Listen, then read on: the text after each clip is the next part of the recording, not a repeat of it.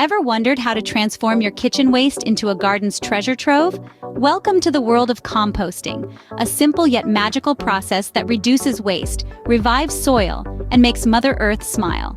Now you might be wondering, how does one start composting? Let's dive into it.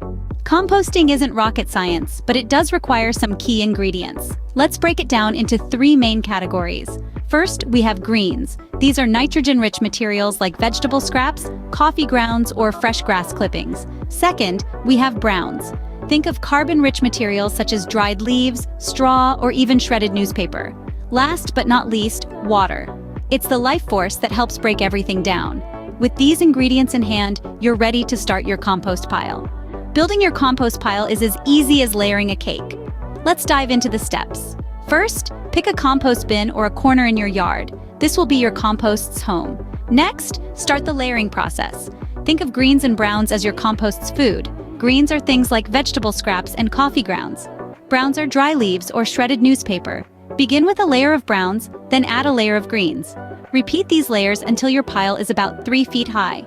Once you've got your layers, it's time to turn the compost. Use a garden fork or shovel to mix the layers about once a week. This helps speed up the decomposition process by introducing air into the mix. Remember, composting is a game of patience. It might take a few weeks or even a few months for your compost pile to transform into nutrient-rich soil. And voila, with time and patience, you'll have rich, fertile compost ready for your garden. So there you have it, a beginner's guide to composting. We've covered the ingredients, steps, and the invaluable benefits, like enriching soil and reducing waste. If you found this video helpful, don't forget to give it a thumbs up and subscribe to our channel for more gardening tips. Happy composting!